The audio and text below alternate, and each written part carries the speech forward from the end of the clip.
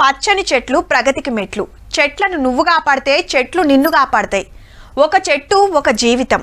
చెట్లు నాటండి, గాలిని పొందండి. చెట్లు నాటండి, ప్రాణాలను కాపాడండి. పచ్చగా జీవించండి, పచ్చగా ఆలోచించండి. ఇగో గిసండి ముచ్చట్లు ఇంటనే ఉంటాం. మరి ఎందరు నాటుతున్నారు, ఎందరు పొతం పెడుతున్నారో గాని ఇప్పుడైతే గీ చెట్ల ముచ్చట చూడుర్రి. మళ్ళా చూద్దామన్నా కానరావు మరి. అబ్బా, పచ్చటి చెట్లతోటి తొవ్వ మీద పందిరేసినట్టే ఉన్నది కదా. లొకేషన్ చూసి ఇదేదో ఏజెన్సీ ఏరియా అనుకుంటుండ్రులే. పక్కా హైదరాబాద్ నార్త్ సిటీలనే.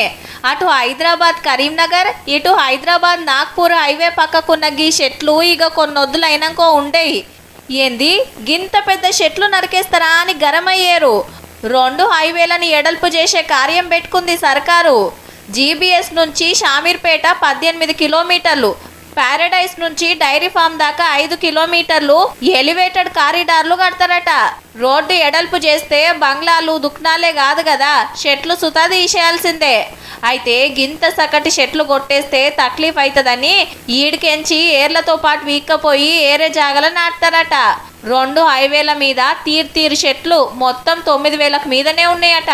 అందులో 4,000 చెట్లు తీసుకుపోయి ఔటర్ రింగ్ రోడ్డు కాడ ఖాళీ జాగల పెంచుతారట. ట్రాన్స్లొకేషన్ అంటారు.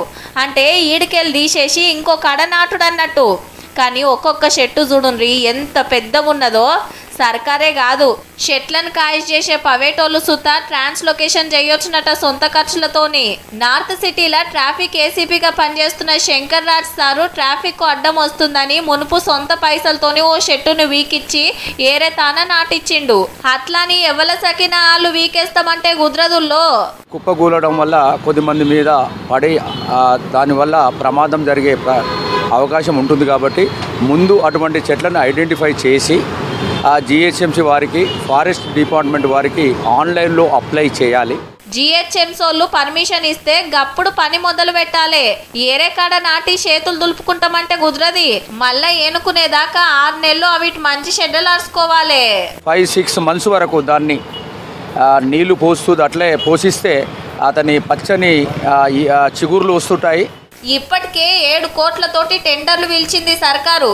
ఎవలకు దక్కుతుందో గానీ ట్రాఫిక్ తిప్పలు తీరుస్తానికి చక్కటి చెట్లు లేకుండా కాబట్టే డెవలప్మెంట్ పనులు నడవాలంటే తప్పదాయే. కాయిషుంటే ఏమన్నా తొవ్వకు అడ్డంగున్న చెట్లను ట్రాన్స్లొకేషన్ చేయాలనుకున్నోళ్ళు దరఖాస్తు పెట్టుకోండి.